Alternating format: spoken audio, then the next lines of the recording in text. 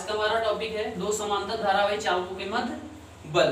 ठीक है, इससे पहले वाली हम वीडियो में साइक्लोट्रॉन के बारे में बता चुके हैं, साइक्लोट्रॉन क्या होता है, उसका काम क्या होता है। ठीक है, और टोरॉइड के बारे में बता चुके हैं और परिनालिका के बारे में बता चुके हैं, उसका चुंबकीय क्षेत्र का फार्मूला हमने कैसे निकाला था वो भी बता दिया है ना।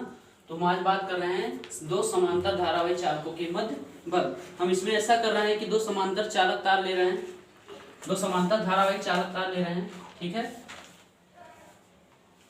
जो क्या है चुंबकीय क्षेत्र में रखा है और जिसमें I एम्पियर की धारा बह रही है, I एम्पियर की धारा बह रही है और क्या है दोनों एक दूसरे से, दोनों समांतर धारावाही चालक एक दूसरे से स्मॉल d की दूरी पर रखे हुए हैं, स्मॉल d की दूरी पर रखे हुए हैं। इसमें जो है I1 की धारा बह रही है, इसमें I2 की धारा बह रही है। ठीक है, I1 की धारा और I2 की धारा। अब क्या होगा कि जो है ये जो दोनों धारावाही चालक हैं एक दूसरे पर चुंबकीय बल क्यों लगाते हैं। ठीक है, चुंबकीय बल क्यों लगाते हैं, ये चुंबकीय बल इसलिए लगाते हैं क्योंकि ये एक दूसरे के चुंबकीय क्षेत्र में रखे होते हैं, क्योंकि हमको पता है कि जहाँ चुंबकीय क्षेत्र होगा वहां पर चुंबकीय बल भी उत्पन्न होगा। ठीक है, तो ये क्या करेगा, जो इसके कारण चुंबकीय क्षेत्र होगा, जो इसके कारण चुंबकीय क्षेत्र होगा वो इस पर कार्य करेगा, इस वाले पर, और जो इसके कारण चुंबकीय क्षेत्र होगा वो इस पर कार्य करेगा। यानी कहने का मतलब ये दोनों एक दूसरे के कारण उत्पन्न चुंबकीय क्षेत्र के कारण चुंबकीय बल उत्पन्न करते हैं। ठीक है, कोई भी चालक, जैसे ये दोनों चालक हैं, अपने खुद के कारण उत्पन्न चुंबकीय क्षेत्र के कारण चुंबकीय बल उत्पन्न नहीं करते। जो ये चुंबकीय क्षेत्र उत्पन्न करेगा वो इसके कारण इस पर बल लगाएगा, यानी इसका चुंबकीय क्षेत्र इस पर बल लगाएगा और इसका चुंबकीय क्षेत्र इस पर बल लगाएगा। कहने का मतलब ये दोनों खुद के कारण उत्पन्न चुंबकीय क्षेत्र के कारण चुंबकीय बल का अनुभव नहीं करते, खुद के कारण। ये एक दूसरे के कारण उत्पन्न चुंबकीय क्षेत्र के कारण चुंबकीय बल का अनुभव करते हैं। बात समझ आई कि ये इसका जो चुंबकीय क्षेत्र होगा इसके कारण जो चुंबकीय बल होगा इस पर लगेगा और इसका जो चुंबकीय क्षेत्र होगा इसके कारण जो चुंबकीय बल उत्पन्न होगा इस पर लगेगा। ठीक है, अब हम ये देखेंगे कि जो है ये एक दूसरे पर कितना बल लगाते हैं, एक दूसरे पर कितना बल लगाते हैं और बल की दिशा क्या होगी, बल की दिशा क्या होगी और उसका परिमाण कितना होगा, परिमाण मतलब कितना बल लगाएंगे। ठीक है, तो हमको ये देखना है।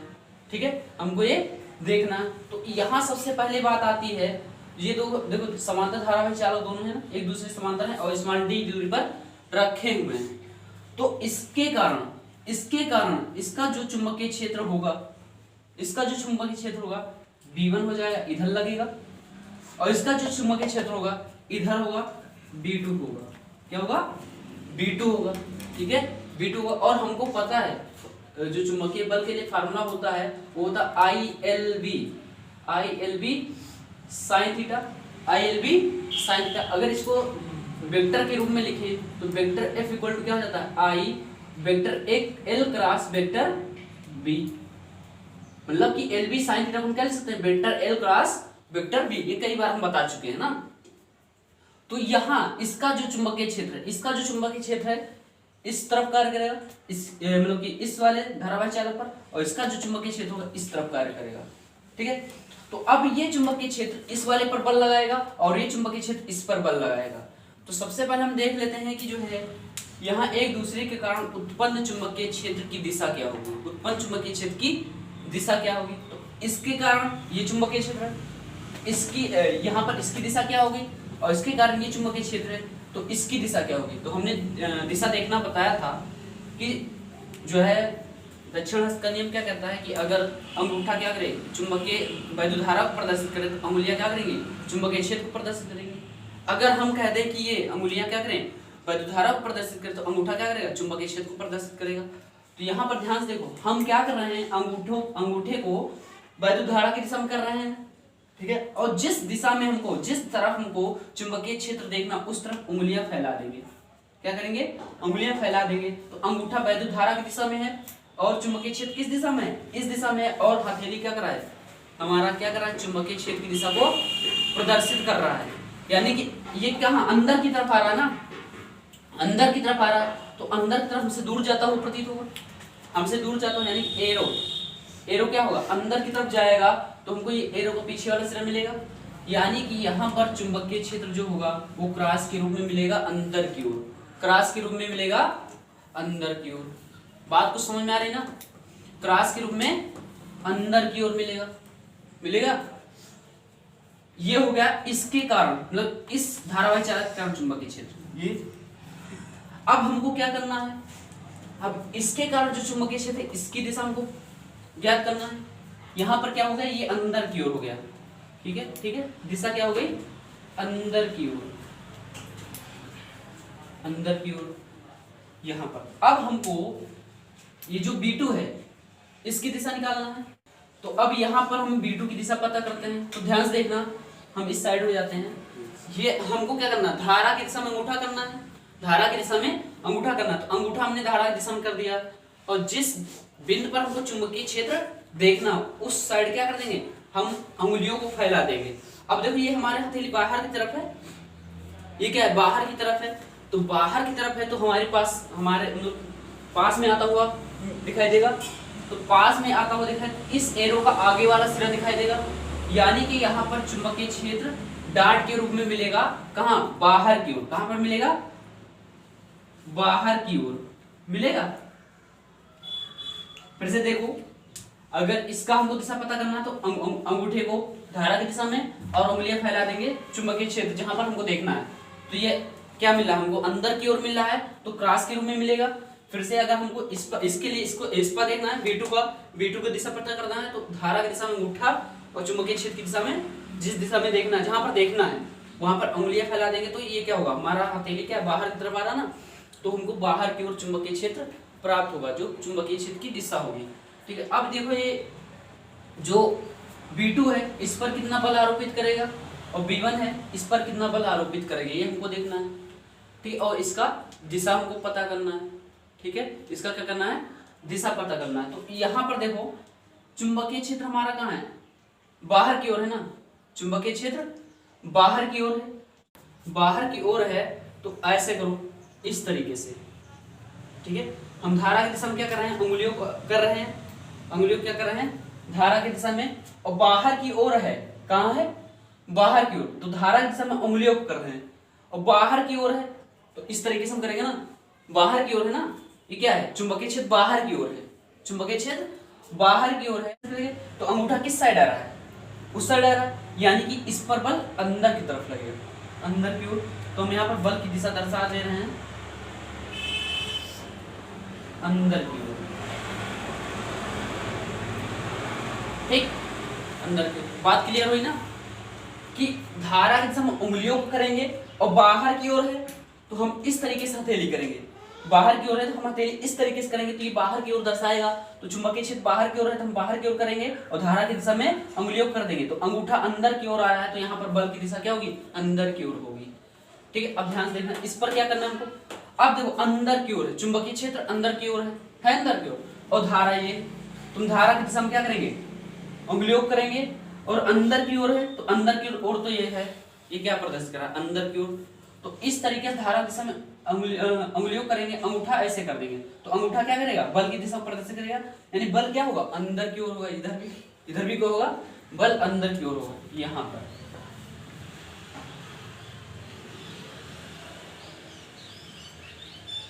ठीक है, यानी कि यहां से निष्कर्ष क्या निकल रहा है, कि दो समांतर धारावाही चालक एक दूसरे को आकर्षित करते हैं, क्या करते हैं, एक दूसरे को आकर्षित करते हैं, यानी कि ये क्या हो गया, हमारा F1 हो जाएगा,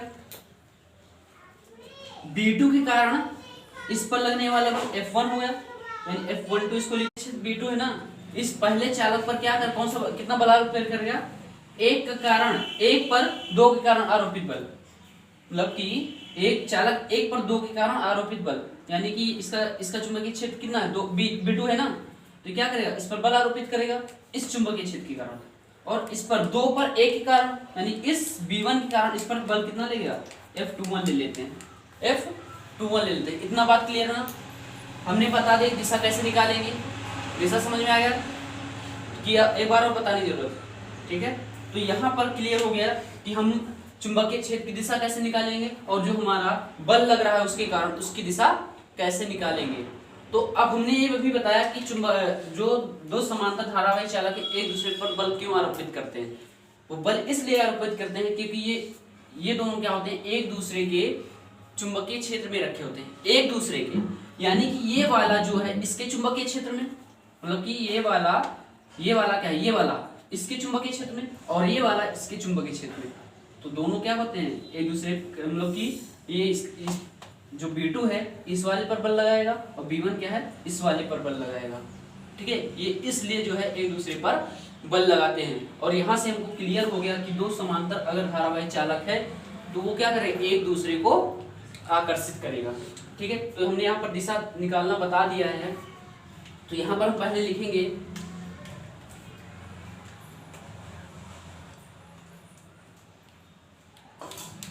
माना कोई समांतर धारावाही चालक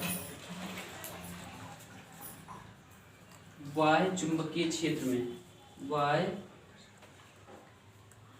चुंबकीय क्षेत्र में एक दूसरे से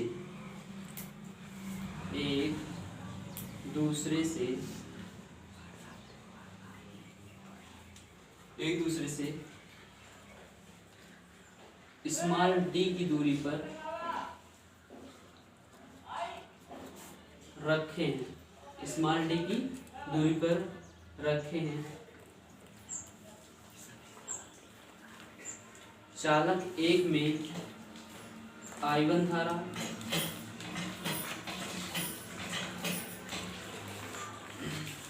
धारा तथा चालक 2 में I2 धारा प्रवाहित हो रही। ठीक है, I2 धारा प्रवाहित हो रही है। चालक एक पर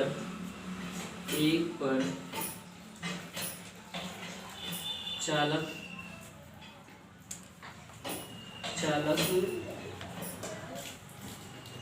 2 के चुंबकीय क्षेत्र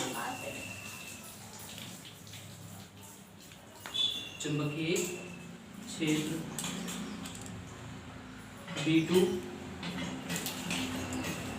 तथा चालक 2 पर चालक 2 पर चालक 1 के कारण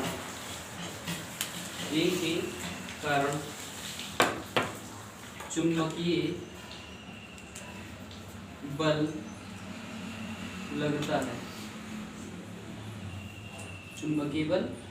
लगता है, ठीक है, चुंबकीय बल लगता है।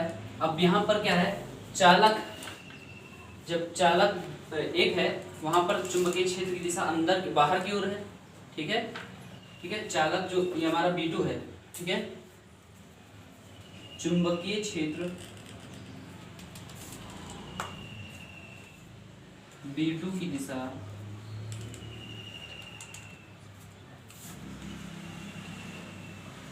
कागज के तल के लंबवत, कागज के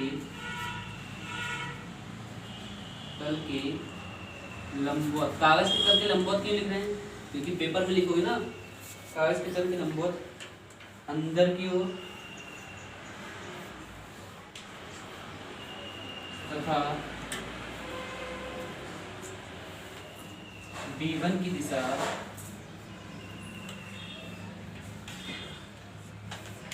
कागज के तल के लंबवत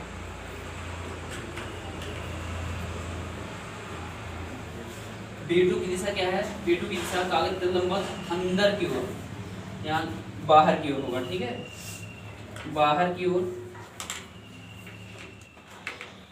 ये है ना, यहाँ B2 है ना, बाहर की ओर। और यहाँ पर क्या होगा, कागज तल के लंबवत B1 की दिशा क्या है, कागज के लंबवत अंदर की ओर है, अंदर की ओर होगी। ठीक है, अंदर की ओर होगी। अब क्या है कि जो है चुंबकीय क्षेत्र B2 के कारण, चुंबकीय क्षेत्र B2 के कारण चालक 1 पर लगने वाला बल अंदर की ओर, अंदर की ओर, तथा चुंबकीय क्षेत्र B1 के कारण चालक 2 पर लगने वाला बल अंदर की ओर है। दोनों क्या है, अंदर की ओर है, यानी कि दो समांतर धारावाही चालक क्या करेंगे, एक दूसरे को आकर्षित करेंगे। चालक एक पर चुंबकीय क्षेत्र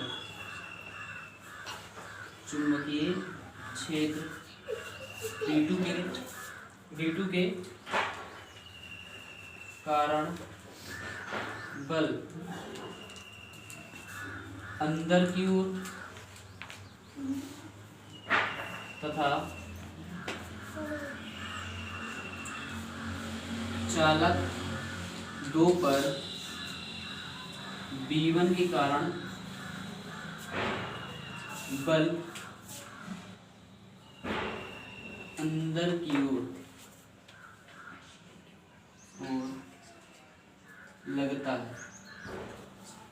लगता है।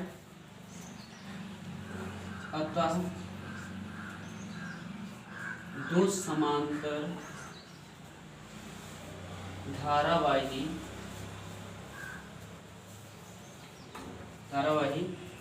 चालक एक दूसरे को आकर्षित करते हैं।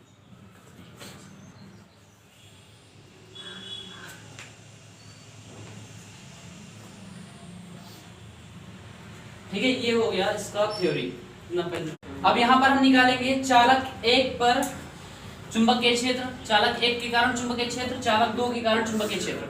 अब चुंबकीय क्षेत्र के लिए हमने फार्मूला ही बताया था, जब वृत्ताकार धारावाही कुंडली के लिए चुंबकीय क्षेत्र हमने निकाला था, क्या निकल के आया था फार्मूला, V इक्वल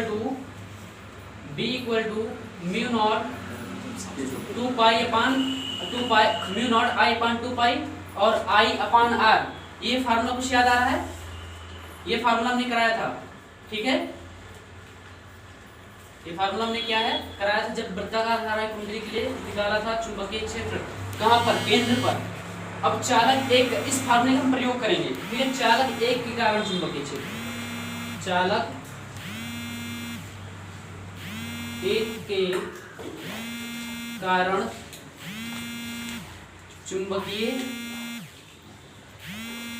1 के कारण चुंबकीय क्षेत्र B1, हम इस फार्मूले का यूज करेंगे, क्या है, mu naught upon 2 pi, mu naught upon 2 pi. और चालक पहले में धारा कितनी है, I1 है, कितनी है, I1 है। और दोनों चालकों के बीच दूरी कितनी है, दोनों धारावाही चालकों के बीच दूरी स्मॉल d है, कितनी है, स्मॉल d। तो यहाँ पर हम r की जगह क्या रखेंगे, स्मॉल d रखेंगे, क्या रखेंगे, स्मॉल d। और यहाँ पर चुंबकीय क्षेत्र की दिशा कैसी है, जो इस पे हमने निकाला, इस पे निकाला है, क्या है, डार्ट के रूप में है, डार्ट के रूप में बाहर की ओर है ना। यहाँ पर चुंबकीय क्षेत्र कैसा है, यहाँ पर डार्ट बाहर की ओर है और B1 पर कितना, क्रॉस के रूप में है। तो यहाँ पर क्रॉस के रूप में हमने B1 निकाला, क्या होगा, क्रॉस के रूप में होगा। ठीक है, अब चालक 2 के कारण चुंबकीय क्षेत्र, चालक 2 के कारण चुंबकीय क्षेत्र, चालक 2 के कारण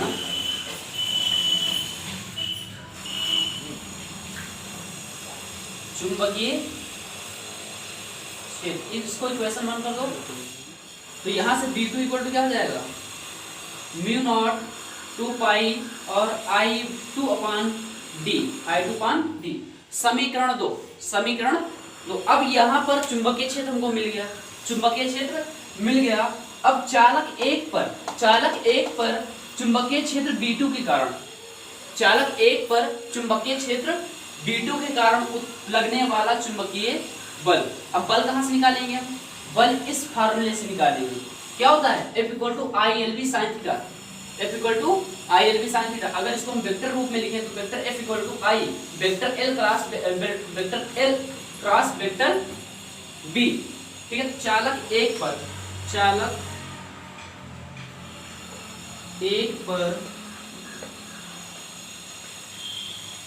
चालक दो के कारण या चुंबकीय क्षेत्र B2 के कारण चुंबकीय क्षेत्र B2 के कारण बल। अब यहां क्या है, बल कितना F12 है ना, चालक एक पर चुंबकीय क्षेत्र B2, इसका जो चुंबकीय क्षेत्र होगा इस पर बल लगाएगा तो क्या होगा F12, क्या होगा F12, हम इसको लिख रहे हैं F12 बराबर क्या हो जाएगा, देखो ILV है तो I कौन सा हम लेंगे, जिस चालक की बात हो रही उसका I ले लेंगे, और L तो L हमने क्या लिया है, चालक की लंबाई L ही है, जो दोनों क्या है चालक हैं उनकी लंबाई क्या है, मान लेते हैं कि L ही है। ठीक है, तो ये L हो गया, क्या हो गया, L हो गया। और B कौन सा लेना है, B2 लेना है, क्योंकि हम B2 के कारण चालक एक पर चुंबकीय बल निकाल रहे हैं। हमने क्या बताया था कि ये एक दूसरे पर चुंबकीय बल आरोपित क्यों करेंगे, क्योंकि ये एक दूसरे के चुंबकीय क्षेत्र में रखे हैं, ये वाला इसके चुंबकीय क्षेत्र में और ये वाला इसके चुंबकीय क्षेत्र में, इसलिए हमने यहाँ B2 कर दिया, यहाँ B1 कर दिया है। तो क्या हो जाएगा, यहाँ पर B2 हो जाएगा और साइन। अब देखो ध्यान से, यहाँ पर ध्यान से देखना, हम थीटा क्या निकालेंगे, चुंबकीय क्षेत्र यहाँ पर बाहर की ओर है, यहाँ पर क्या है B2 पर बाहर की ओर है और धारा क्या है ऊपर की ओर है, तो धारा और चुंबकीय यहाँ पर I है और B है ना, तो चुंबकीय क्षेत्र धारा ऐसे है और चुंबकीय क्षेत्र बाहर की ओर है, तो एंगल कितना बना है 90, कितना, ये हमारा धारा है और ये चुंबकीय क्षेत्र ने क्या बताया बाहर की ओर है, क्या है बाहर की ओर, तो एंगल कितना हो जाएगा यहाँ पर 90 हो जाएगा, कितना हो जाएगा 90 हो जाएगा। और साइन 90 अंश का मान कितना होगा, साइन 90 अंश का मान 1 होता है, तो I1L B2, यहाँ B2 रहेगा, B2 कितना हो जाएगा समीकरण 3। ये चालक एक पर चुंबकीय क्षेत्र B2 के कारण बल है। ठीक है, अब चालक दो पर चुंबकीय क्षेत्र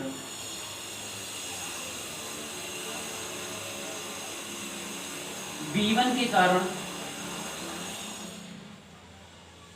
बल,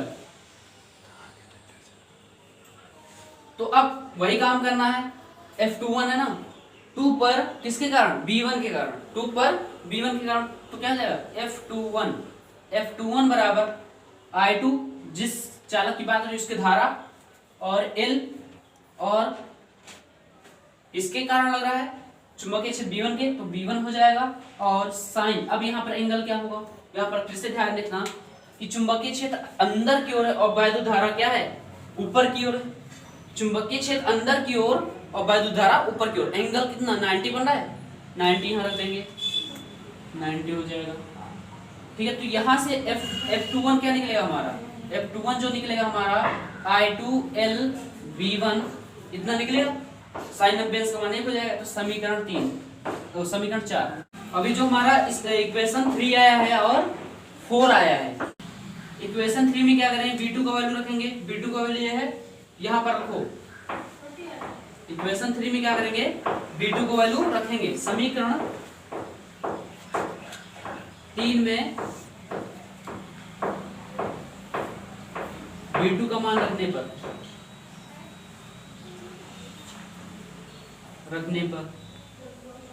तो रखेंगे क्या है इक्वेशन 3, F12 बराबर I1L और B2 का वैल्यू कितना है, वो I2 अपान D हो जाएगा, B2 का वैल्यू है ना μ0/2 पाई और I2 अपान D हो जाएगा, और बचा क्या हमारा, बस इतना ही है। तो ये यहाँ से क्या आ जाएगा हमारा जो है F12 equal to I1 I2 और क्या हो जाएगा नीचे μ0 है ना, μ0/2 पाई म्यू नॉट अपन 2 पाई और ये d हो जाएगा। और ये वाला जो हमारा l है इसको हम इधर ले रहे हैं, ठीक है, इधर ले रहे हैं, क्या हो जाएगा F12 upon L equal to mu naught upon 2 pi और I1 I2 अपान d। ये आ गया किसके लिए, पहले चालक के लिए, ठीक है, पहले चालक के लिए। अब क्या कर रहे हैं हम, समीकरण 4 में हम क्या करेंगे, V1 का वैल्यू रखेंगे। समीकरण 4 में V1 का वैल्यू रखेंगे। समीकरण 4 में V1 का वैल्यू रखने पर,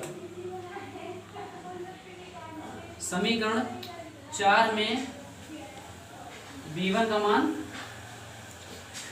रखने पर तो रखेंगे क्या है, F21 बराबर I2 हो जाएगा और L है, L रहेगा। V1 का वैल्यू कितना है, V1 का वैल्यू है I mu naught upon 2 pi और I1 अपान D है ना, ये आया। तो यहां से क्या हो जाएगा, L इधर लो, L यहां लेंगे तो क्या हो जाएगा, इस साइड आएंगे F21 अपान L हो जाएगा, F21 अपान L हो जाएगा। और ये म्यू नॉट अपान 2 पाई और I1 I2 अपान D।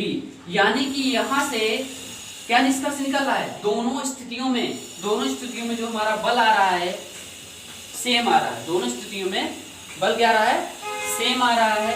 तो अब बल की दिशा क्या है, अंदर की ओर है, बल की दिशा अंदर की ओर है, यानी कि इनका मान क्या है, बराबर है और बल अंदर की ओर है और एक दूसरे क्या है, विपरीत है। ये इस साइड जाएगा, इस साइड जाएगा। इसका मतलब क्या हुआ, ये न्यूटन के तृतीय नियम का पालन करता है।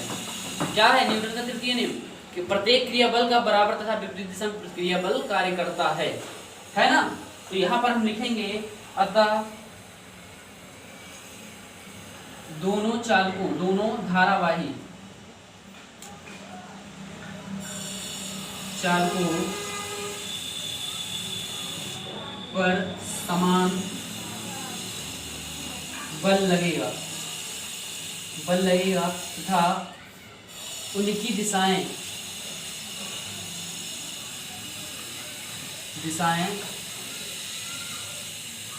विपरीत होंगी, अर्थात ये न्यूटन के तृतीय नियम का पालन करती हैं। कहने का मतलब क्या है, ये एक दूसरे को, अतः दो समांतर धारावाही चालक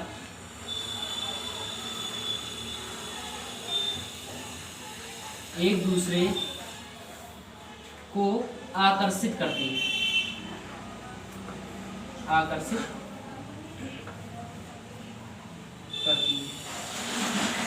ठीक है, इतना नोट करो।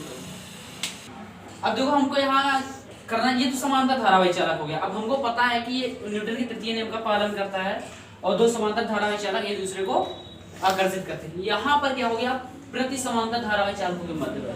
अब इसकी धारा ये है और इसकी धारा ये है, दोनों में धारा विपरीत हो गई ना। तो अब यहाँ पर हम चुंबकीय क्षेत्र की दिशा निकालेंगे और बल की दिशा निकालेंगे। तो यहाँ पर हमने बताया था कि इसका जो चुंबकीय क्षेत्र है इस पर बल लगाएगा और इसका जो चुंबकीय क्षेत्र है, इसका चुंबकीय क्षेत्र है इस पर बल लगाएगा, क्योंकि ये B1 ये B2 हो जाएगा, ये बताया था ना। अब यहाँ पर हम चुंबकीय क्षेत्र की दिशा निकाल रहे हैं, तो धारा की दिशा में अंगूठा करेंगे, जिस तरफ हमको चुंबकीय क्षेत्र देना है वहां पर हम क्या कर देंगे, फैला देंगे उंगलियों को, ठीक है। तो ये हमारा धारा है, ये चुंबकीय क्षेत्र है, ये अंदर की तरफ आ रहा है, तो चुंबकीय क्षेत्र कैसा होगा, क्रॉस के रूप में मिलेगा। ये तो हम कई बार एक्सप्लेन कर चुके हैं इस चैप्टर में खासकर। तो ये हो जाएगा अंदर की ओर, क्या होगा, अंदर की ओर, ये हो गया हमारा। अब यहां से हमको इसकी दिशा, इस वाले B2 की दिशा पता करना है। तो यहाँ पर ध्यान से देखना, ये क्या है, धारा नीचे की ओर है ना, तो हम धारा की दिशा में अंगूठा करेंगे, और जहां जिस तरफ हमको चुंबकीय क्षेत्र देना वहां पर क्या करते हैं, अंगुलियों को फैला देंगे। तो ये क्या हो रहा है, हमारा अंदर की तरफ हथेली आ रहा है, तो यहाँ भी क्या होगा, चुंबकीय क्षेत्र अंदर की ओर होगा और कैसा होगा, क्रॉस के रूप में, अंदर की ओर क्रॉस के रूप में, क्रॉस के रूप में, अंदर की ओर और क्रॉस के रूप में। अब ध्यान से देखना, जो हमारा बल दोनों के लिए आया है सेम बल वही आएगा, सेम दोनों के लिए वही बल आएगा, लेकिन दिशा क्या होगा, चेंज हो जाएगा। अब ये तो हमने चुंबकीय क्षेत्र की दिशा निकाल लिया, चुंबकीय क्षेत्र की दिशा निकाल लिया। अब इस पर हम बल की दिशा निकालेंगे। किसकी दिशा, बल की। तो हमने क्या बताया था वहां पर कि जो है अंगूठा कर दो, अंगुलियों कर दो धारा की दिशा में, और चुंबकीय क्षेत्र अंदर की तरफ ना, तो ये हथेली अंदर होना चाहिए, और अंगुलियों क्या करना है हमको, धारा की दिशा में करना है, अंगुलियों को धारा की दिशा में करना है। अंगूठा क्या करेगा, बल की दिशा को प्रदर्शित करेगा। तो इसमें बल कहाँ लगेगा, बाहर की ओर, उसमें क्या था, अंदर की ओर। यहाँ पर बल बाहर की ओर लगेगा, F, बाहर की ओर। बात समझ में आई एक बार फिर से, धारा की दिशा में अंगुलियों को करेंगे, धारा की दिशा में अंगुलियों को करेंगे, और चुंबकीय क्षेत्र हमको पता हो गया कि अंदर की ओर है।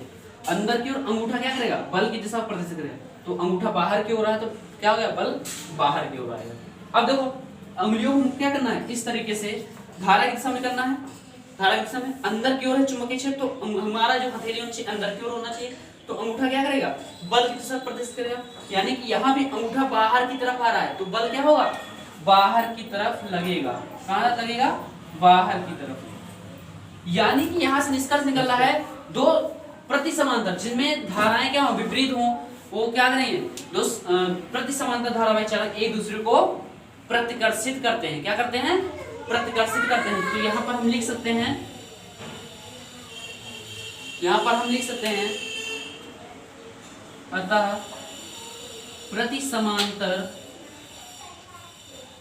धारावाही चालक क्या करते हैं, एक दूसरे को प्रतिकर्षित करते हैं।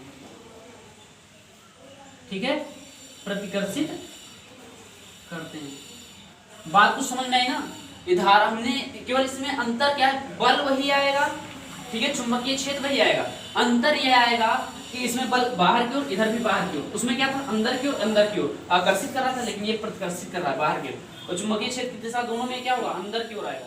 ये क्लियर हो गया ना दिशा कैसे